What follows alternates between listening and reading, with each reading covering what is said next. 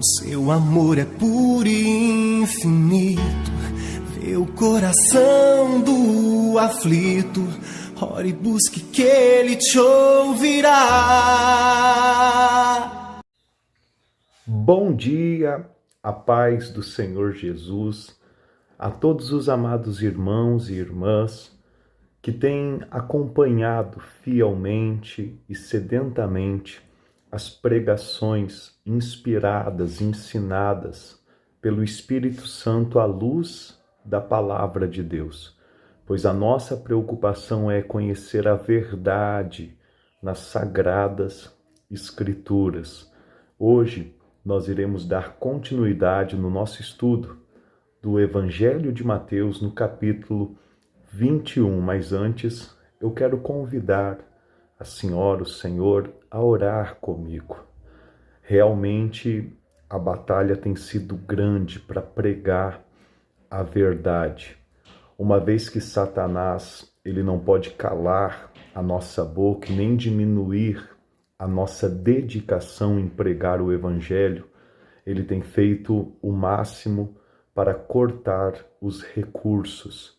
Porém, eu creio que pelo poder da nossa oração, o Senhor, ele irá abrir as fontes e nos capacitar a ter tempo e recursos para estar ministrando a vida que há no Evangelho. Vamos orar? Pai, papai querido, papai amado, a quem nós podemos, pelo Espírito Santo que nos dá a fé em Cristo Jesus, acessar ao Senhor com afeto, amor e carinho, pois a separação, a barreira, o véu que havia entre nós, em Cristo Jesus, foi rasgado. Obrigado, Senhor, pelo teu amor e pelo teu cuidado, pela tua misericórdia e pelo teu carinho para conosco. Oramos ao Senhor, buscando do Senhor a condição de estruturar a pregação do Evangelho verdadeiro. Pedimos ao Senhor que estas irmãs e irmãos que têm acesso à pregação do Evangelho conosco tenham força para cortarem as raízes malignas da religiosidade. Tenham forças de abrir mão de mandamentos que mecanicamente de homens conheceram, para viver a vida verdadeira de igreja adequada contigo, buscando em primeiro lugar o reino dos céus e praticando as obras justas, sendo membros funcionais em tua obra. Quebranta corações, Pai. Envia recursos, Senhor. Abre o entendimento do teu povo e dá a certeza que todos aqueles que aprendem a honrar por gratidão, estes o Senhor pode fazer-vos abundar, ter ampla suficiência, para que eles possam cada vez mais ter obras de gratidão e de amor. Pai, fala conosco por intermédio da tua palavra, que possamos avançar em conhecer o teu projeto e propósito em nossas vidas, em o nome do Senhor Jesus. Amém e graças a Deus. Vamos estudar a palavra? Abra sua Bíblia, por gentileza, ou acompanhe pela tela do seu celular o Evangelho de Mateus, capítulo 21, versículo 14.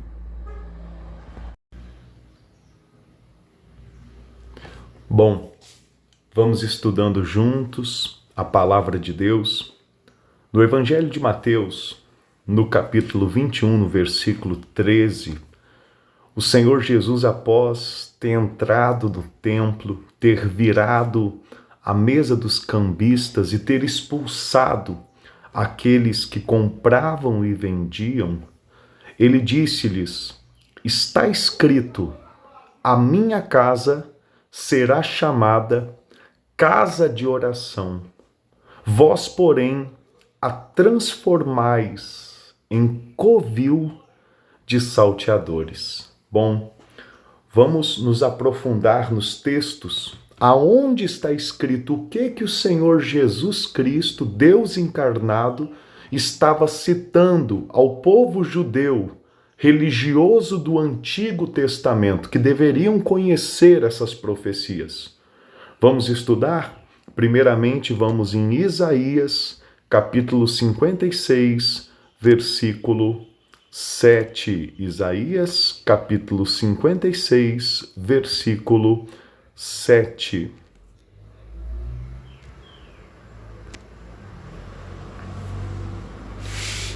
Diz assim: também os levarei ao meu santo monte e os alegrarei na minha casa de oração.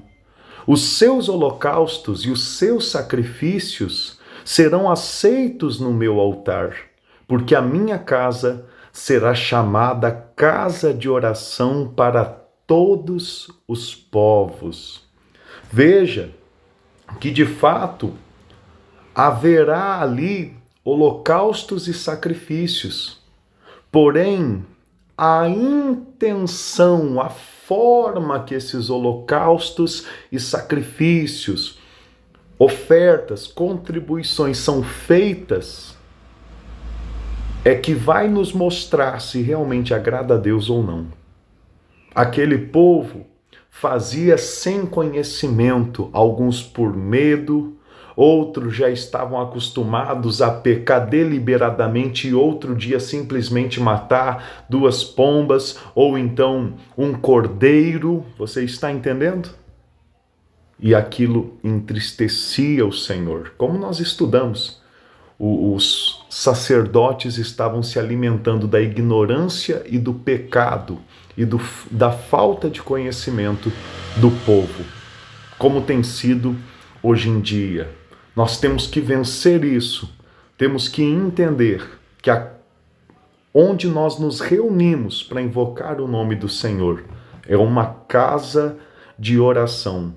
Ainda que ali fazemos ofertas, como em 1 Coríntios capítulo 16 nos ensina, que no primeiro dia da semana devemos levar em consideração aquilo que o Senhor nos abençoou e contribuir. Mas devemos fazer por gratidão e por amor, não por barganha e nem por medo. Então o Senhor Jesus, quando ele disse, está escrito, a minha casa será chamada casa de oração, ele estava se referindo a Isaías, capítulo 56, versículo 7. Então ele disse, mas vós transformais ela em casa de salteadores.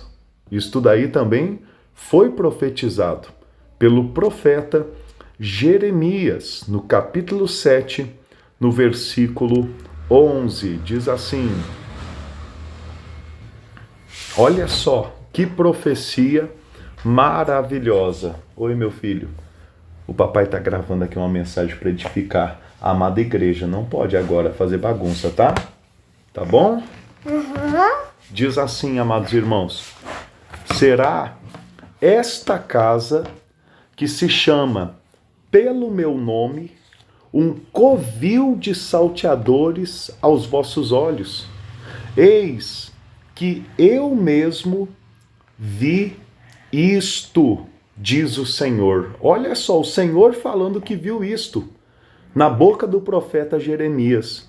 Ou seja, ele estava já declarando que viria a essa terra, que entraria no templo e pegaria os sacerdotes mercadejando a sua palavra, se alimentando do pecado do povo. Então é tremendo, é muito poderoso, é muito importante a gente levar em consideração esta mensagem. Tchau, povo! Com Deus, a paz do Senhor. Com Deus, a paz do Senhor. Vai lá, meu filho. É como eu falava ontem na hora da reunião, né? O sacrifício hoje que fazemos para servir ao Senhor, se dedicar à pregação do Evangelho, à obra de Deus, ter o encargo, a preocupação com a amada igreja, tudo isso faz também dos nossos pequenos filhos, família, esposa, crentes vencedores, pois também vão desfrutar do galardão no reino dos céus. Então, em Jeremias 7,11, essa revelação eu acho poderosíssima. Eu fico assim maravilhado, espantado.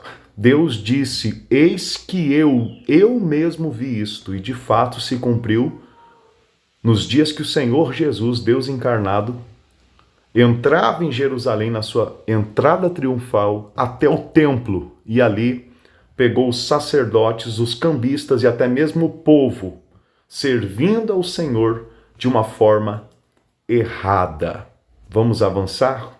Voltando no Evangelho de Mateus, no capítulo 21, Evangelho de Mateus, capítulo 21, agora no versículo 14, diz assim: vieram a ele no templo cegos e coxos, e ele os curou. Que maravilha! Olha como nosso Senhor Jesus ele age com religiosos que se sentem autossuficientes porque pagam, porque vendem, porque compram. E olha o contraste de como que ele age com pessoas que não têm o que dar. Não têm o que dar. Mas não têm o que dar não é porque são avarentos ou têm um coração duro, ou só se preocupam com as suas casas, o seu ventre. Não têm o que dar porque são coxos, paralíticos, deficientes, porque naquela época não é como hoje em dia que um deficiente recebe um benefício do governo. Naquela época um deficiente ficava jogado pela rua para pedir esmolas. E quando chegaram até Cristo, aqueles deficientes, com certeza mal cheirosos, com a sua aparência degradada por causa de uma vida de sofrimento, mendigando, mas quando chegaram até o Senhor, cegos e coxos, a Bíblia fala que o Senhor, sem cobrar nada, os curou. Porque quando Deus, ele quer fazer, porque quando Deus, ele age, ninguém pode impedir. Inclusive, no Evangelho de Mateus, nós vemos passagens que mostram exatamente o Senhor Jesus curando, o Senhor Jesus abençoando aqueles que não tinham nada para dar além da sua fé verdadeira ao Senhor. Com certeza foram depois discípulos, colunas do Evangelho. Em Evangelho de Mateus, capítulo 11, versículo 4 em diante, diz assim: Jesus, respondendo, disse-lhes aos discípulos de João: ide anunciai a João, que estava preso, o que estáis ouvindo e vendo. Os cegos vêm, os coxos andam, os leprosos são purificados, os surdos ouvem, os mortos são ressuscitados, e aos pobres está sendo pregado o Evangelho. E bem-aventurado é aquele que não achar em mim motivo de tropeço. Aleluia! Que mensagem maravilhosa! É você mesmo que diz: eu não tenho nada a oferecer, eu me encontro abandonado por tudo e por todos. É você que o Senhor Jesus Cristo diz: eu quero agir na tua vida para você entender melhor o meu amor. Quem pensa que Jesus abençoou por causa de um dízimo, de uma oferta, de um sacrifício, de um voto, não conhece o amor de Deus. Não conhece. Antes pensa que Deus é como aquele líder religioso mercenário que para determinar qualquer bênção antes está disposto a cobrar um valor. Misericórdia. Nesses líderes religiosos você encontra muitas pedras de tropeços. Porém, em Jesus Cristo, Você não irá encontrar nenhuma se você olhar, como diz em Hebreus capítulo 12, para Ele, o autor e consumador da nossa fé. O primeiro semeador a sair a semear e que completou a carreira da fé, dando bom testemunho nesse mundo, e ressuscitou ao terceiro dia, subiu aos céus e derramou do seu Espírito, o Espírito Santo, sobre todo aquele que nele crê. Aleluia. Outro texto também muito importante que nos mostra o Senhor Jesus abençoando o povo, manifestando o seu poder, está em Mateus capítulo 15, versículo 30 e 31, aonde diz assim: E vieram a ele muitas multidões trazendo consigo coxos, aleijados, cegos, mudos e outros muitos, e os largaram juntos aos pés de Jesus, e ele os curou. Olha só, largaram aos pés de Jesus, e Jesus, com compaixão, com amor, foi lá e curou a eles, de modo que o povo se maravilhou ao ver que os mudos falavam, os aleijados recobravam saúde, os coxos andavam e os cegos viam, então glorificavam ao Deus de Israel. Este é o nosso Senhor Jesus. É nesse sentido que ele não muda. Se nós não quisermos barganhar com ele, mas simplesmente nos humilharmos aos seus pés e reconhecermos que ele é o único caminho, a única verdade, o único que pode nos dar vida, cura, saúde, vida eterna, então ele, por amor de nós, agirá em nosso favor. Aleluia. Amém, irmãos? Você recebe essa mensagem com alegria? Vamos continuar então no versículo agora 15. Diz assim, Evangelho de Mateus, capítulo 21, versículo 15. Mas vendo, olha só, isso daqui, meu Deus do céu, mas vendo os principais sacerdotes e os escribas, as maravilhas que Jesus fazia, e os meninos clamando, Hosana ao filho de Davi, indignaram-se. Meu Deus, até vou parar aqui por enquanto. Os sacerdotes viram, nessa ocasião, Deus em Cristo Jesus se revelou entrando no templo e no templo operando maravilhas, operando milagres, operando obras extraordinárias que um ser humano natural não conseguiria fazer. E os sacerdotes, os principais, eles viram a olho nu, e em vez de darem o braço a torcer, em se curvarem ao Senhor dos Senhores, ao Rei dos Reis, a Bíblia fala que aqueles religiosos se indignaram. Meu Deus do céu! Como pode uma pessoa que diz crer em Deus ver boas obras e ficar indignada? Bom, mas na vida da carne isso não é difícil de entender. Porque quantos de nós já fomos repreendidos, e ainda que fomos repreendidos por algo errado que fizemos, porque fomos repreendidos, ficamos irados, ficamos amargurados, ficamos ressentidos. Essa carne é assim. Os principais sacerdotes, eles se indignaram porque a inveja e o orgulho tinha tomado o coração deles. Eles estavam cheios do diabo, cheios do veneno da serpente. Por isso Cristo os chamava de raça de víboras.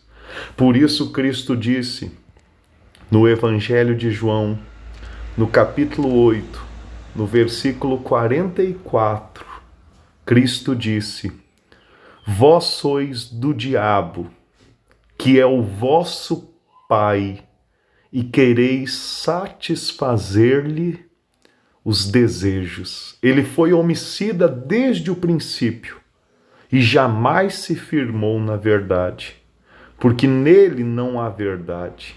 Quando ele profere mentira, fala do que lhe é próprio, porque é mentiroso e pai da mentira. Meu Pai amado, irmãos, que o Espírito Santo, como vida da igreja, nos dê força para não sermos cegos pelo diabo, para não sermos religiosos, filhos do diabo, buscando só os nossos próprios desejos que vão de encontro com os desejos do diabo.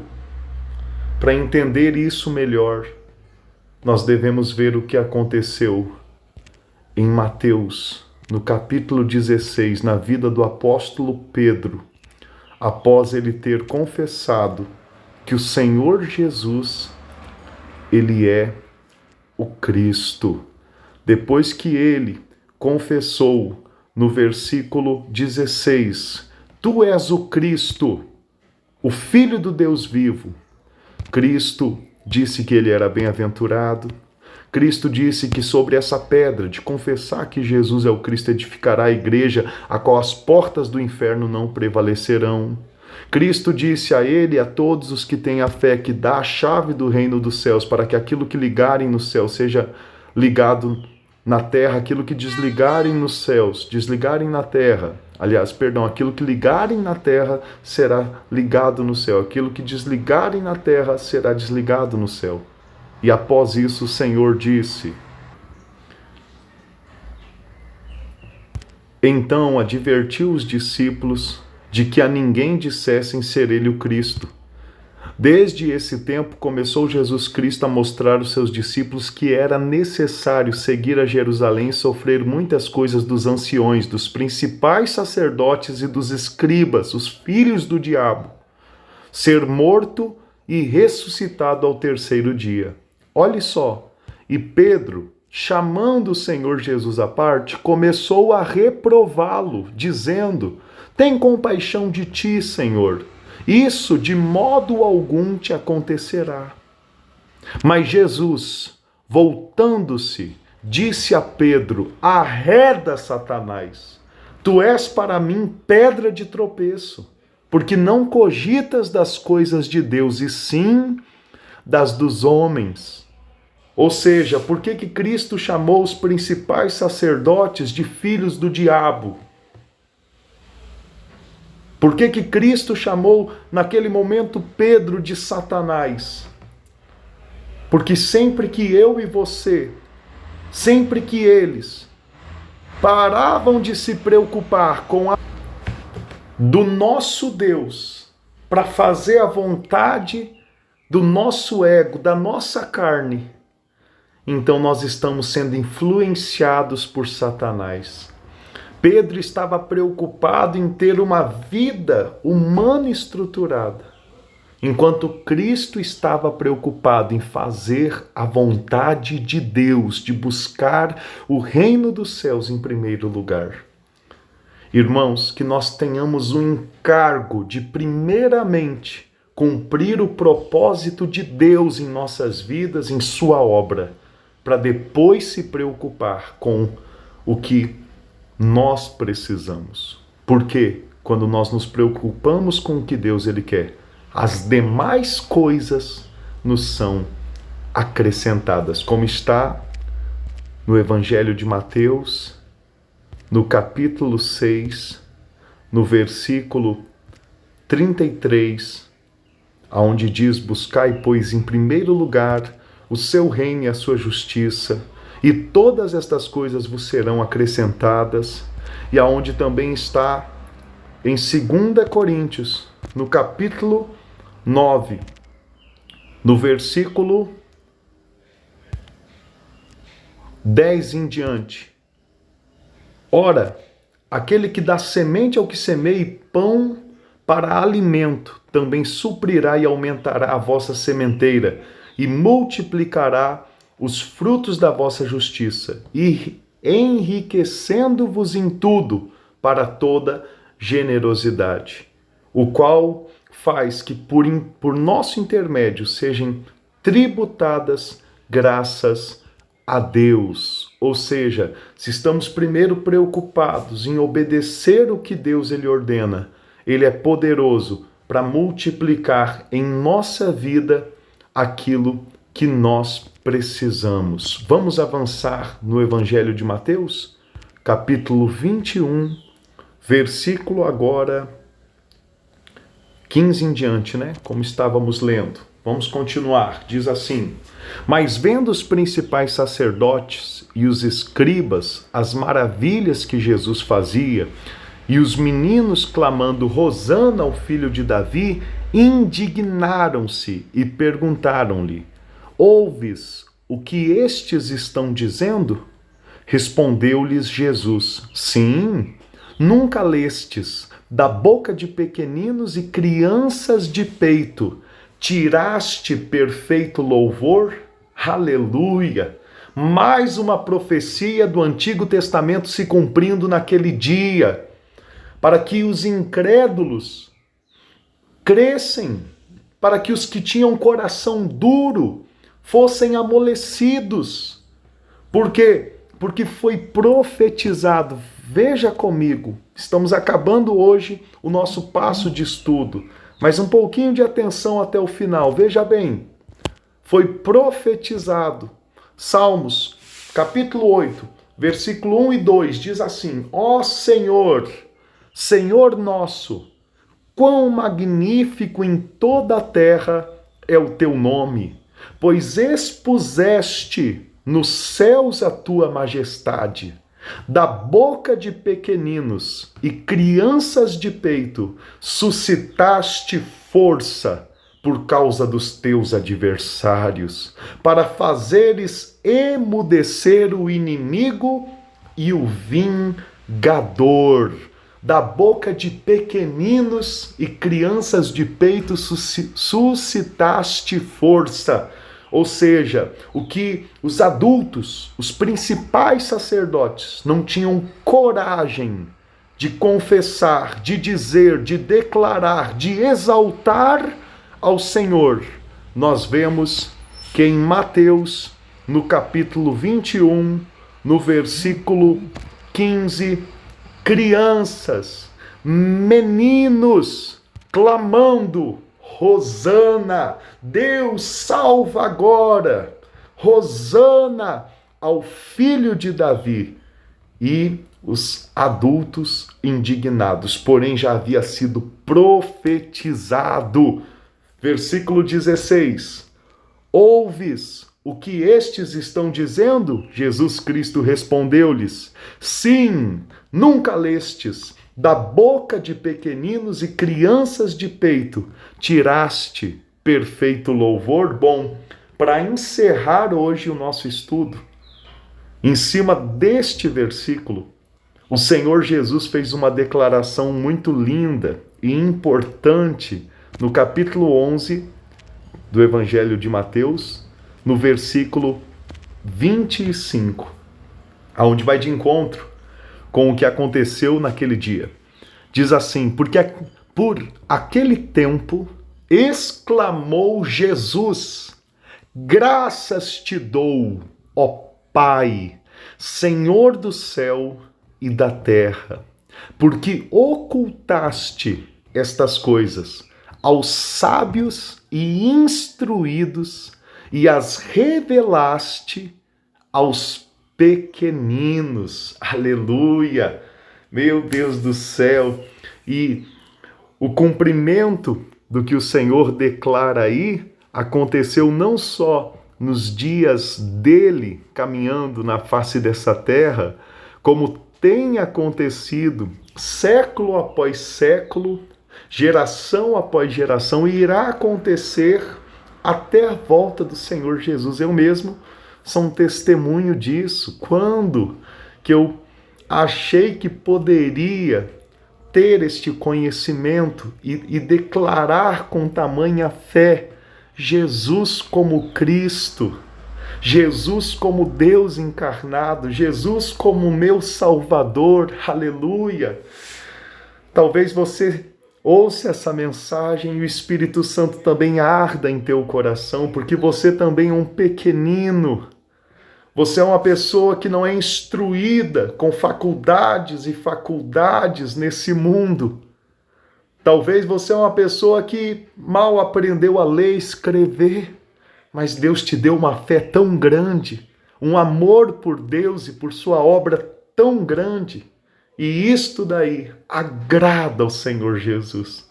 Tanto que ele disse: graças te dou, ó Pai, Senhor do céu e da terra, porque ocultastes estas coisas aos sábios e instruídos e a revelastes aos pequeninos. Por isso, amados irmãos, pequeninos, que não têm muita instrução, mas que estudam a palavra conosco, por isso devemos continuar, por isso devemos lutar pela pregação do reino, para que alcance cada dia mais, não os sábios e instruídos, não aqueles que se acham colunas desse mundo, mas a todos que o Senhor quer revelar, os seus pequeninos, o seu amado rebanho, a sua amada igreja, que irá habitar com ele, com a vida eterna, pelos séculos dos séculos. Amém? Glória a Deus, graças a Deus. Encerrando hoje a pregação, o estudo, eu quero deixar aqui um convite para você que é de Santa Bárbara, para cultuar conosco, estudar a palavra, adorar ao Rei dos Reis, viver a vida da igreja, porque eu não sou a igreja sozinho, você não é a igreja sozinha. A igreja, ela é feita no coletivo de membros do corpo reunidos. E aqui em Santa Bárbara, presencialmente, nós nos reunimos toda quarta, 7h30 da noite, como está aí, né, neste banner, e todos os domingos, às 9 horas da manhã e 7h30 da noite, na rua Geraldo Ferreira Braga, número 434, no bairro São Vicente. Será um prazer recebê-la para cultuar conosco. Para você que recebe essa palavra, que o Espírito Santo te revela que esta obra é ungida, é escolhida, é criada por Ele, na nossa geração, para pregar o reino dos céus, e você está em outra cidade, eu quero lhe convidar, a princípio, para participar das reuniões de forma online conosco pelo Facebook, pela página Igreja de Cristo, o Evangelho do Reino. Até o tempo que o Senhor nos permitir começar também um trabalho aí na sua cidade pregando o Evangelho do Reino. Glória a Deus!